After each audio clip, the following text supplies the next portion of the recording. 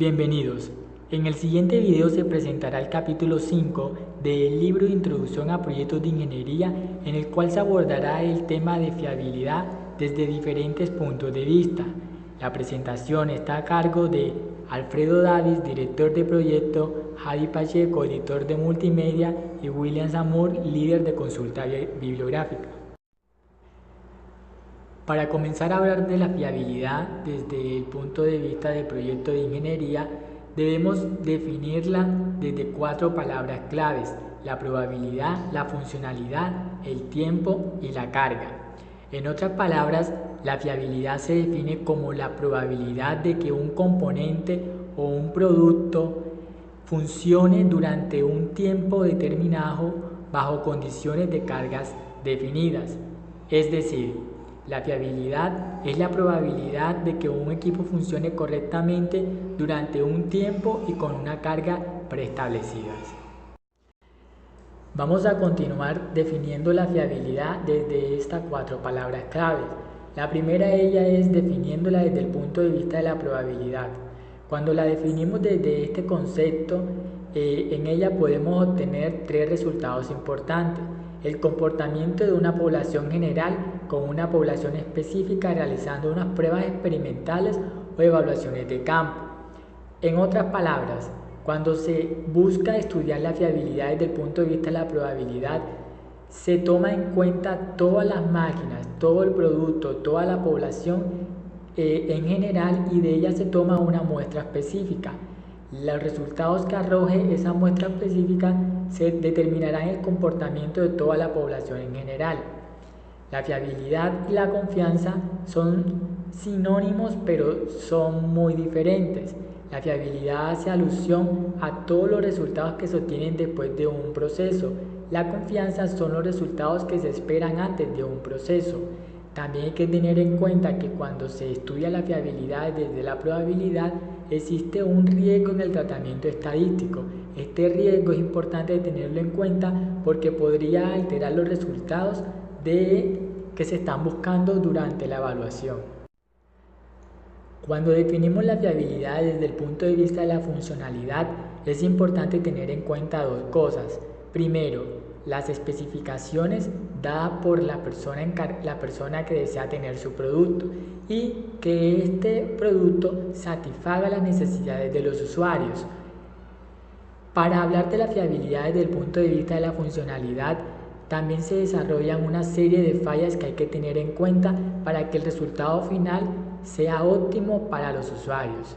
Estas fallas se pueden clasificar en fallas de tipo primarias, que son aquellas que no se causan por otro dispositivo externos. Estas no se realizan de manera directa ni de manera indirecta. También existen las fallas de tipo secundarias, que son provocadas por otro dispositivo. Las fallas por mal uso se añaden a todas aquellas anomalías que se presentan cuando se realiza el uso del dispositivo.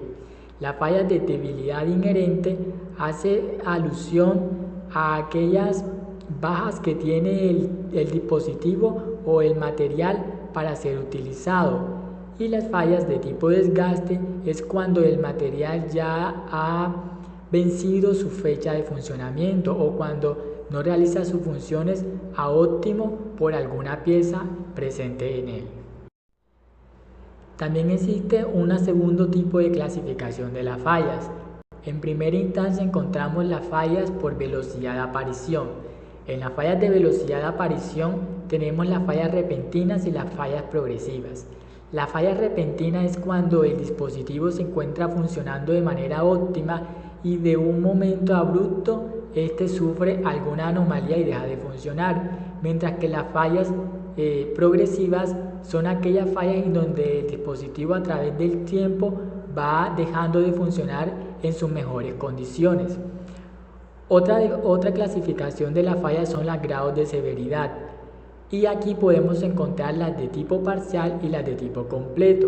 Las fallas de tipo parcial son aquellas en donde el dispositivo funciona hasta cierto grado, mientras que las fallas de tipo completo es cuando el dispositivo no funciona desde un momento desde un momento X hasta un momento Y. En las fallas de grado de severidad también encontramos las de falla intermitente. Este tipo de fallas son cuando el dispositivo deja de funcionar durante un tiempo, luego vuelve a funcionar, posteriormente deja de funcionar y así de manera secuencial, por eso se llaman fallas de tipo intermitente. Y en última medida encontramos las fallas de velocidad y de grado. Aquí están las que son las fallas catastróficas, que pueden ser de maneras relevantes y de maneras no relevantes. Estas hacen alusión si tienen algún grado de complejidad para otra estructura de la empresa o para otra maquinaria que dependa, y también o las no relevantes, que hacen alusión a todas aquellas que la falla no interviene en otro proceso que esté realizando. Y también las de grado de velocidad están las de degradación paramétricas, que son aquellas en donde el equipo deja de funcionar por un desgaste en la misma máquina. Finalmente vamos a definir la fiabilidad desde el punto de vista de tiempo y carga. Y como ya le hemos mencionado anteriormente, la fiabilidad desde el punto de vista de tiempo y carga hace alusión que durante un tiempo establecido la máquina funcione bajo las condiciones requeridas y con una carga de trabajo adecuada, o con una carga de trabajo que se encuentre dentro de los límites que se establecieron al principio del proyecto. Entonces, de términos generales, la fiabilidad hace alusión a todos aquellos procesos que realizan durante un tiempo una carga establecido y bajo las condiciones específicas dadas por el cliente. A continuación vamos a hablar de la fiabilidad observada, estimada, extrapolada y prevista. Cuando una empresa necesita medir la cantidad de fallas que tiene un dispositivo, lo realiza con el objetivo de poder determinar el funcionamiento del equipo, su pronta compra de otro o los reajustes necesarios para que éste funcione bajo las condiciones máximas. Entonces, para una empresa resulta muy importante saber la probabilidad de que ocurra una falla dentro de un proceso. Esta falla la podemos medir por la cantidad de los eventos favorables sobre los eventos posibles. Los números de eventos posibles viene dado por el fabricante y el número de eventos favorables se determinan en la primera puesta en marcha de la empresa. Los eventos favorables se enuncian como N sub F en función del tiempo y los eventos posibles como N sub 0. La fiabilidad observada se representa por RT y esta se determina por la cantidad de casos favorables sobre los casos posibles. Es importante tener en cuenta que los casos no son los mismos que los eventos. Los eventos son cuando la máquina está puesta en marcha, mientras que los casos son de manera teórica. Los casos favorables son igual a los eventos posibles menos los eventos favorables, y los casos favorables son iguales a los eventos posibles. Por tanto, la fiabilidad observada se puede definir como los eventos posibles menos los eventos favorables sobre los eventos posibles. De manera algebraica, esto es igual a 1 menos la probabilidad de una falla. También para una empresa resulta de gran importancia conocer el tiempo en que ocurre cada falla. Por eso es importante determinar el T sub 1, T sub 2, T sub J, T sub N sub 0, que es el tiempo en el cual puede ocurrir una falla. En términos generales, vamos a definir la fiabilidad como la cantidad de eventos posibles menos el tiempo en que ocurre una falla sobre la cantidad de eventos posibles. Esta ecuación matemática nos permite obtener el valor a la cual la empresa puede determinar la fiabilidad de su máquina. Otro de los conceptos importantes es el tiempo de confianza o el nivel de confianza el cual desea conocer la empresa sobre su máquina. Este nivel de confianza de manera estadística se puede determinar por medio de un gráfico de barras. en el cual en su parte vertical se enuncian toda la cantidad de eventos y el tiempo que demora una falla en ese evento. Esto nos permite determinar el nivel de confianza de la máquina, que sería el tiempo que hay desde t igual a 0 hasta t sub o. ¿Cómo permite determinar este tiempo de confianza? Sería determinado por la cantidad de los eventos en los cuales no ocurre una falla mayor a n sub 0.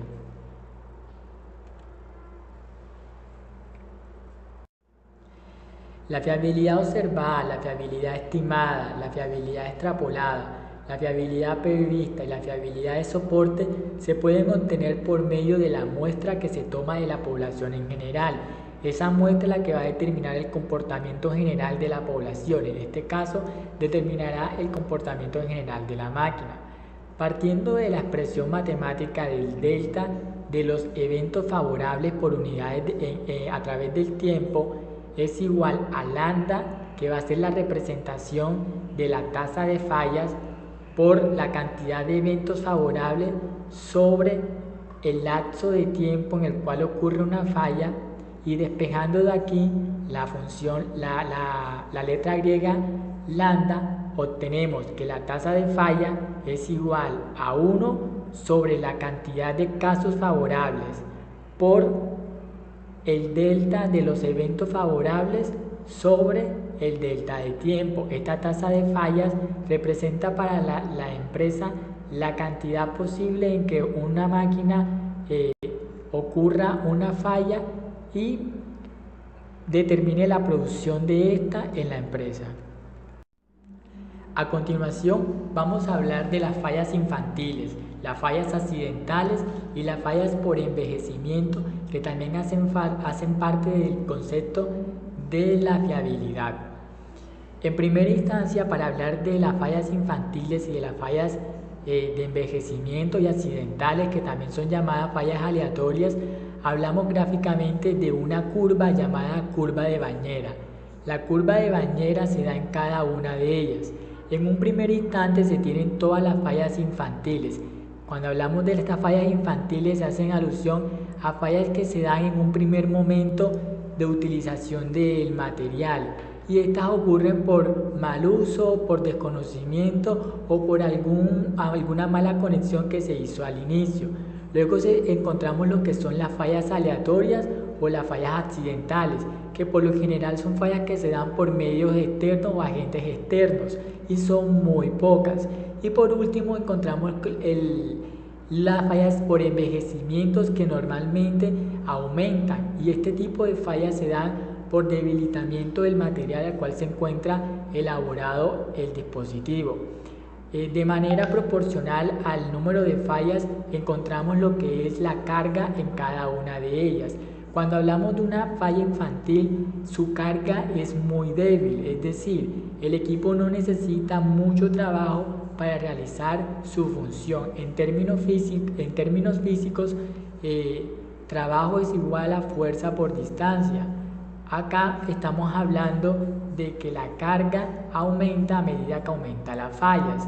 Cuando hablamos de una falla aleatoria o accidental por un agente externo, su carga es mínima, es mínima y media.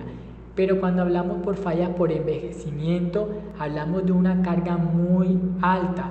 Este tipo de carga se da porque el dispositivo necesita mucho más trabajo para realizar sus funciones, por tanto su nivel de carga acá es máximo. Para una empresa resulta importante hablar de sus necesidades para poder determinar la utilización de un equipo en una área específica de su empresa. Por eso hablaremos un poco de lo que son los requerimientos de la tasa de fallas. Para hablar de los requerimientos de la tasa de falla, utilizaremos la siguiente expresión matemática, la cual está dada por 10 a la 9 por la cantidad de eventos favorables sobre la cantidad de casos posible por las horas de servicio al año. Las unidades para hablar de requerimiento de tasa de fallas son FIT, dadas por sus siglas en inglés.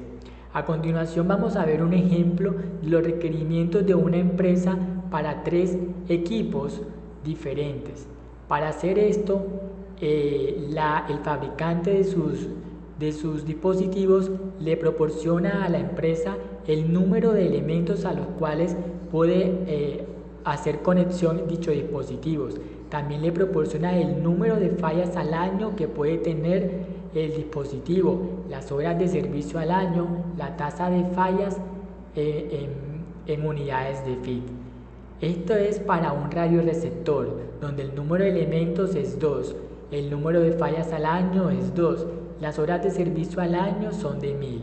Por tanto, su tasa de fallas en unidades de FIT está dada en 10 a la 6.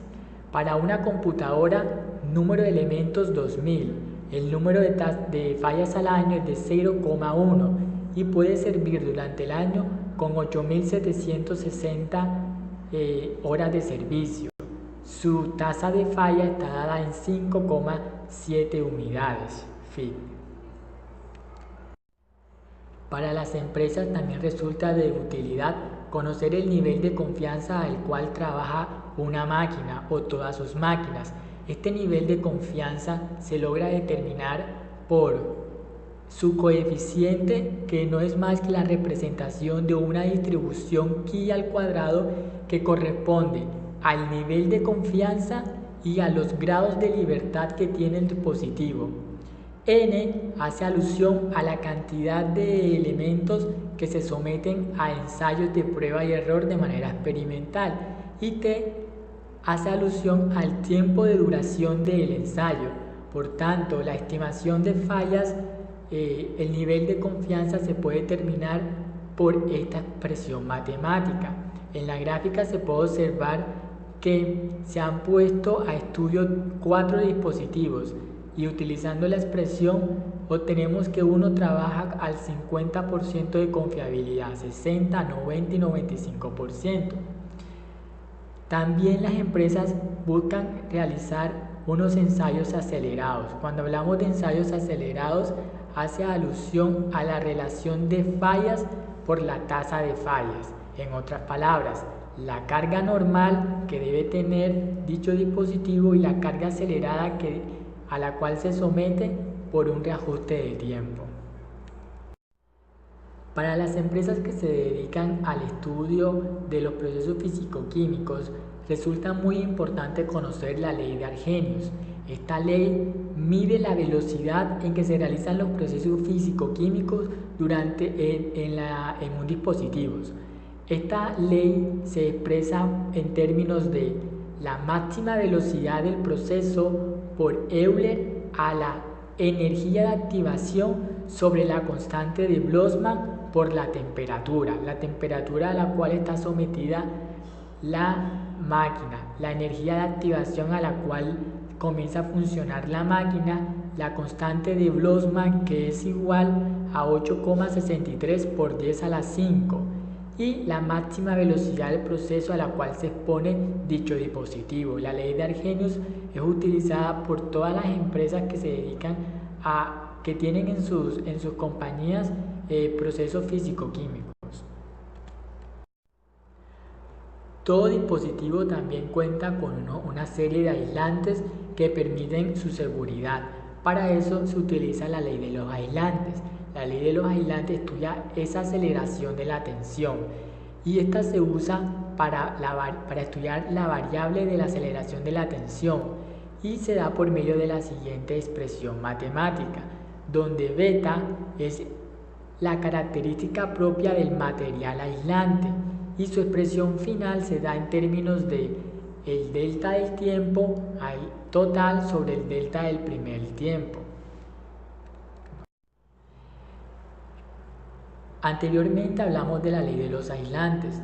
Otro modelo que también nos permite obtener la cantidad de fallas de un dispositivo es el modelo de Eyre, que no lo mencionamos con anterioridad, pero este modelo es aplicado para determinar el tiempo para que una falla de un componente esté sometida a una humedad relativa.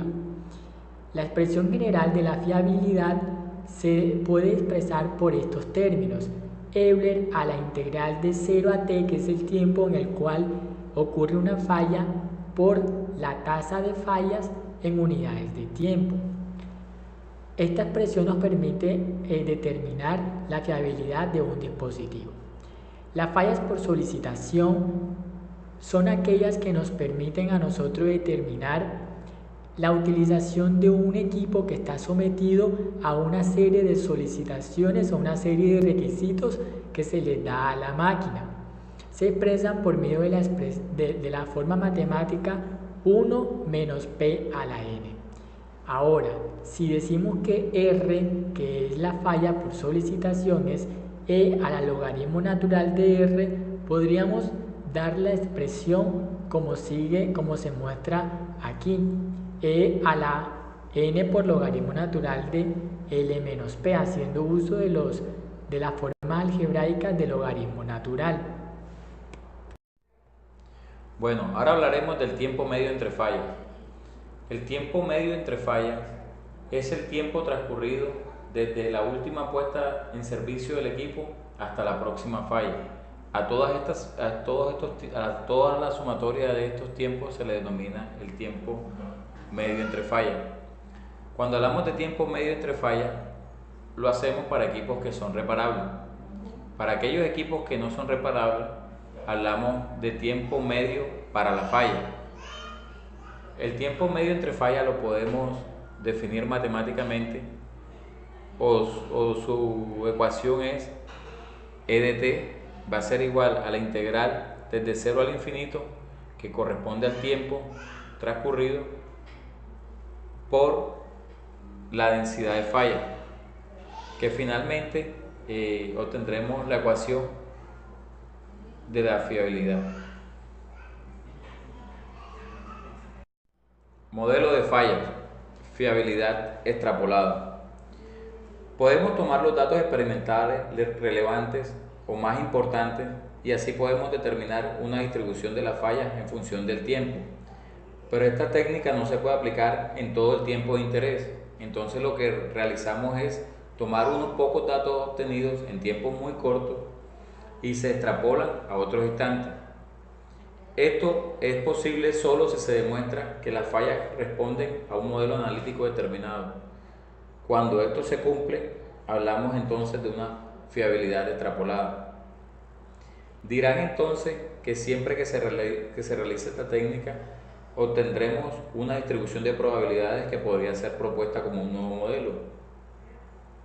Pues no, ya existen muchos modelos o varios modelos, que uno entre los más conocidos se encuentra el exponencial.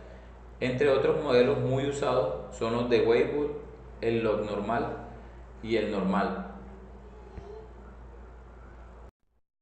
Papel probabilístico. Una forma rápida de saber si un modelo de falla se ajusta a los resultados experimentales es utilizando papel probabilístico. Lo que se hace básicamente es realizar una deformación de las escalas para cuando se represente la distribución corresponda a una línea recta. Entonces cada papel toma el nombre de la distribución que linealiza. ¿Cuál es el fin de esto? Esto se hace para obtener una estimación de los parámetros de la distribución y así poder extrapolar los resultados más allá de los datos experimentales. De esto, el papel probabilístico normal es el más usado y no ocurre lo mismo con los otros papeles probabilísticos como son el exponencial, el normal y el log normal. Disponibilidad. La disponibilidad es precisamente la probabilidad que nosotros tenemos de encontrar un equipo en funcionamiento en cualquier instante de tiempo. Si este instante de tiempo es lejos del momento inicial en que éste entró en funcionamiento, la disponibilidad resultará independiente del tiempo y resulta o se le llama una disponibilidad a largo plazo. Esta es importante en equipos de uso continuo, pues mide su máxima posibilidad de utilización. Metas de fiabilidad aplicadas al diseño. En el momento del desarrollo de un producto, debemos de considerar las metas de fiabilidad basándose en consideraciones sobre todo de términos orientados al uso, contemplando las condiciones de uso y el tiempo durante el cual se requiere un desempeño satisfactorio. Cuando entregamos un producto y tenemos una relación contractual, las cláusulas más importantes serán referidas a, primero que todo, objetivos, que son los requerimientos o desempeños expresados normalmente en términos de disponibilidad y tiempo de caída. El criterio, que es el criterio bajo el cual se considera que el producto deja de funcionar satisfactoriamente.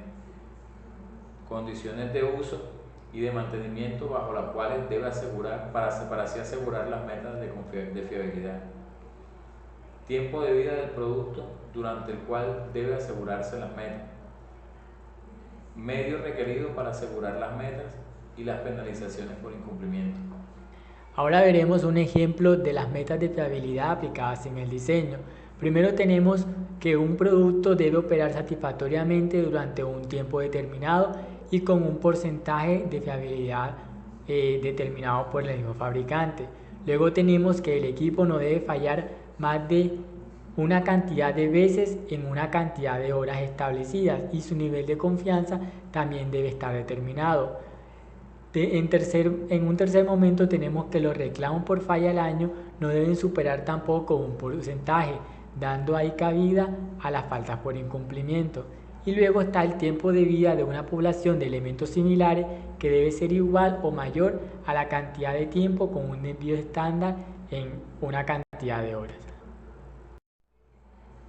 Ahora, metas de fiabilidad aplicadas al diseño. Ahora veremos uno de los criterios más importantes aplicados para poder llegar a las metas de fiabilidad. Entre estos criterios tenemos la competitividad, que es básicamente una forma de no quedar mal parado frente a la competencia. Liderazgo, tratando de estar por encima de la competencia. Por costo de garantía, tratando de encontrar el mejor balance entre los costos de fabricación y los costos de garantía. Por costos dentro del ciclo de vida. En este caso, se busca optimizar el costo total, en el que se incluyen además del costo de compra, el de instalación, operativos y mantenimiento. Otro de los criterios es la penalización por tiempo de caída, lo cual puede surgir de contratos contractuales o por regulaciones que rigen el servicio. El próximo es duración de la misión, como puede ser el caso de equipos en los cuales hay un máximo de operación durante el cual requiere un valor dado de fiabilidad. Otro criterio es afectación del servicio, que bien sea por los daños que pudieran causar o por el lucro cesante, como puede ser el caso de un equipo que atiende una línea de producción, que este es importante ya que si llegara a fallar, fallará la producción. Para predecir la fiabilidad es necesario conocer la tasa de falla de los equipos y cómo estos logran combinarse entre sí, a nivel de que los equipos se necesitan conocer la tasa de falla de los componentes. La fiabilidad será función de la manera en que la falla de cada componente incide en el funcionamiento del equipo de cual forma parte. Para hacer la predicción de la fiabilidad es necesario conocer los siguientes ítems. Primero, el modelo físico de falla, en el cual el diseño realiza pruebas experimentales. Luego, el método de redes, que sirve para estimar la fiabilidad de los equipos sin elementos redundantes. También tenemos la simulación de Monte Carlo. Es cuando los elementos tienen dos modos de falla, por apertura y por corto, y ambos tienen consecuencias distintas. También encontramos el árbol de fallas. Es cuando no importa conocer solas ciertas fallas, atendiendo sus consecuencias específicamente cuando se debe realizar estimaciones de seguridad. Está la cadena de Markov, es cuando se trata de sistemas redundantes. Y finalmente está el método de las cargas, cuando se quieren hacer comparaciones entre predicciones. El primero es el modelo físico de falla. Con los modelos físicos de falla se busca contar con una predicción de falla basándose en consideraciones sobre la distribución de las propiedades físicas de los elementos y modelos de la repartición de las cargas.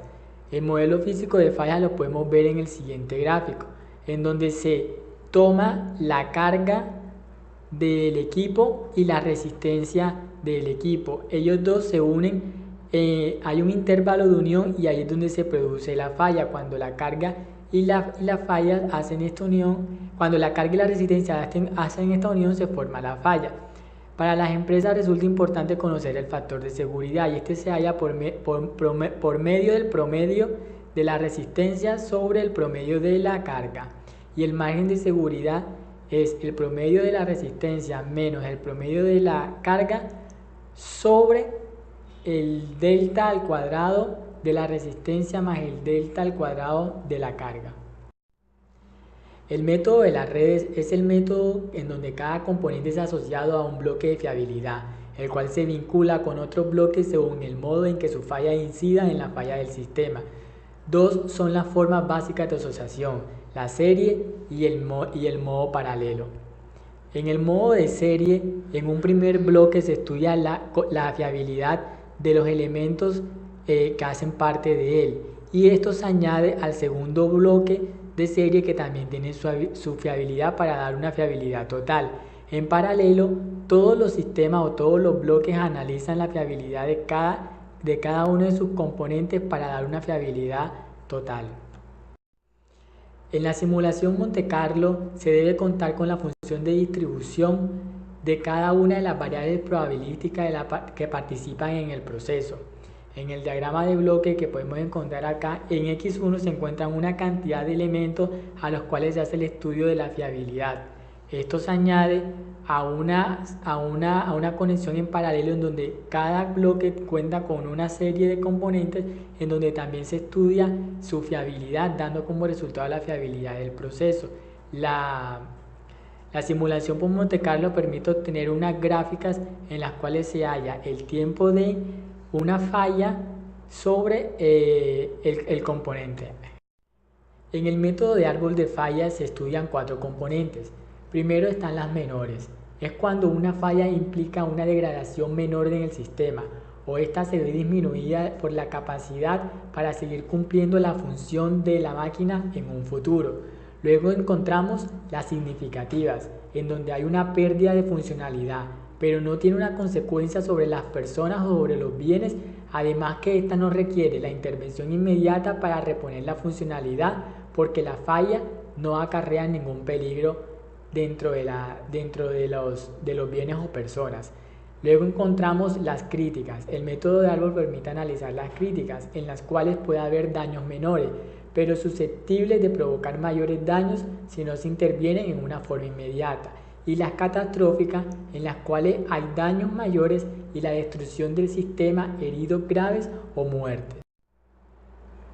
Pasando ahora con el método de las cadenas de Harkov, nos dice que un sistema puede tomar un conjunto de estados, donde cada estado está definido por una situación particular, y dentro de los cuales estos estados evolucionan con tasas conocidas. Es decir que, si suponemos que en este ejemplo nos encontramos en el estado I, podríamos saltar con este índice a un estado J, y desde allí podríamos evolucionar a cualquier otro estado con este mismo índice. En el sistema de carga compartida se puede explicar con un sencillo ejemplo en el que tenemos 2 diodos en paralelo. Este sistema cuenta con 4 estados. El primer estado, en el que ambos diodos están funcionales. El segundo estado y tercer estado, en el que uno de los dos ha dejado de funcionar. Y en el cuarto estado tenemos que ambos diodos han fallado. Si existe alguna simetría, podemos suponer que ambos diodos soportan la misma carga que pasa por ellos, o sea, tienen una tasa de falla idéntica. Si uno de los 2 diodos falla, el otro debe soportar toda la corriente, mientras que si ambos funcionan, cada uno debería soportar la mitad. Al circular más corriente, aumentaría más el voltaje, y al aumentar el voltaje, aumentaría la disipación en ellos. Esto nos quiere decir que la temperatura también aumentaría y la tasa de fallas aumentaría.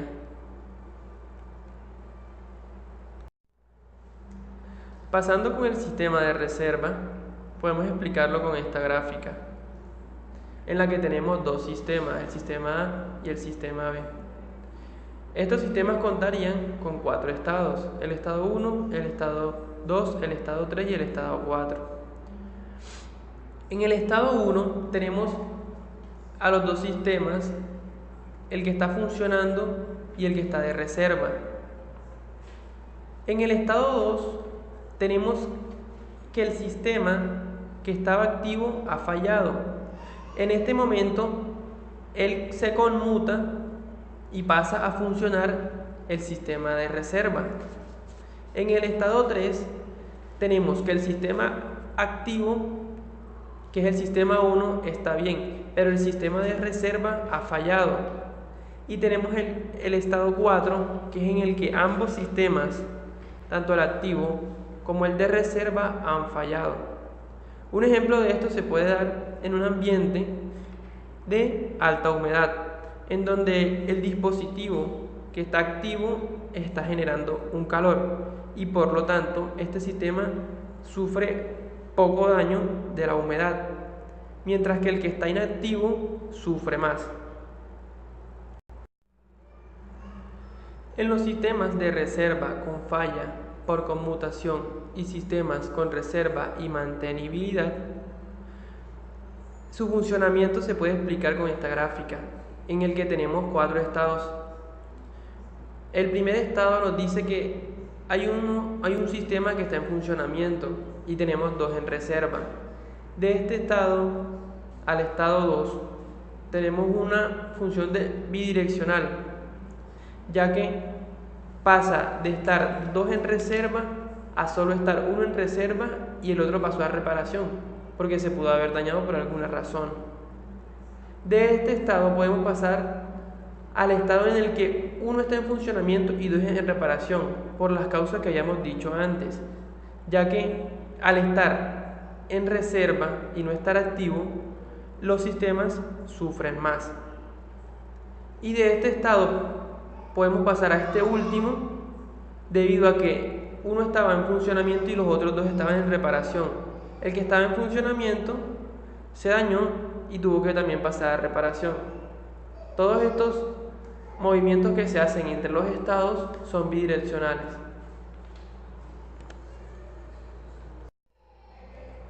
Tenemos ahora las técnicas para la mejora de la fiabilidad.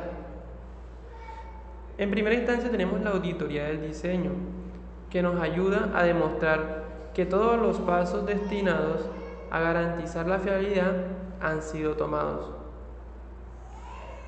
Continuamos con el esquema de solución, que visto de manera general significa que tenemos que cambiar algún circuito de nuestro equipo, subiendo el nivel de integración o usando circuitos que debido a su modo operativo originan una menor disipación de los elementos. Descarga de elementos. En ellos tenemos que suponer que se trata de una resistencia. Cuando el fabricante define el nivel de disipación máximo de dicha resistencia, suponiendo en este caso sean 0.25 vatios, presuponemos condiciones de entorno y en base a ellas un valor de fiabilidad. La fiabilidad podría ser aumentada usando una resistencia con una capacidad de disipación mucho mayor a la potencia que disipa. También tenemos los componentes de alta fiabilidad, donde algunos fabricantes ofrecen productos con distintos niveles que corresponden a programas de prueba en manufactura. La redundancia nos dice que él depende de lo que está comprometido. Si el sistema tiene una pérdida muy grande, deberá encontrar una solución que permita levantarlo rápidamente, sea mediante unidades de reserva o con redundancia activa. La mantenibilidad preventiva nos ayuda a eliminar fallas por el envejecimiento de los equipos que estamos usando.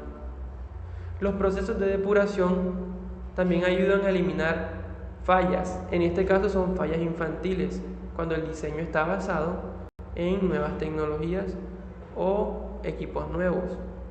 Y el proceso de asentamiento nos ayuda que con los elementos con tasa de fallas decrecientes con el tiempo.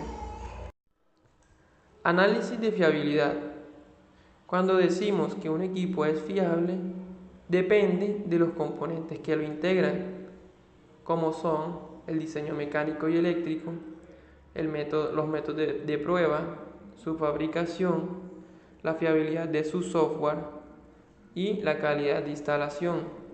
Todos estos componentes hacen a un equipo fiable. Aparte de esto, debemos saber que la mantenibilidad depende de la capacidad de la cual dispone el fabricante para asegurar que los requisitos de nuestros equipos sean cumplidos. Ensayos de la fiabilidad. El ensayo de la fiabilidad consiste en demostrar si nuestro diseño satisface o no la meta del proyecto. Esto se puede explicar con el ensayo progresivo, en donde vemos que se le realizan una serie de ensayos a nuestro proyecto con el fin de ver la aceptación o rechazo de nuestro proyecto. Luego se pasaría a una fase de aceptarlo o de rechazarlo. Si se acepta, pasaríamos a revisar la parte final de nuestro proyecto y luego proseguiríamos con él. Si se rechaza, pasaríamos a una fase donde teníamos que replantear nuestro proyecto y verificar el inicio de él. Modelo de crecimiento de la fiabilidad.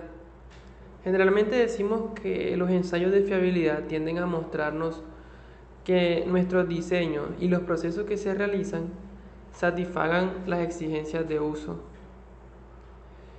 En la gráfica vemos que se comienza con un diseño inicial para posteriormente pasar al ensayo.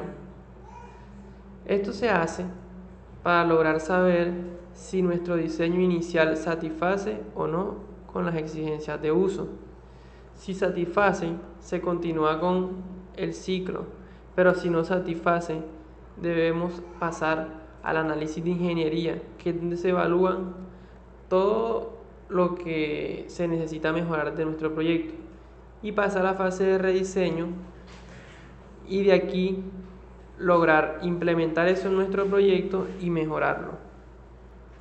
También vemos nuestra curva de crecimiento de la fiabilidad, en donde vemos una serie de ensayos y de evaluaciones que se realizan a nuestro proyecto, y entre más ensayos y evaluaciones se realicen, nuestra fiabilidad va a ir aumentando e iremos llegando a nuestra meta de fiabilidad.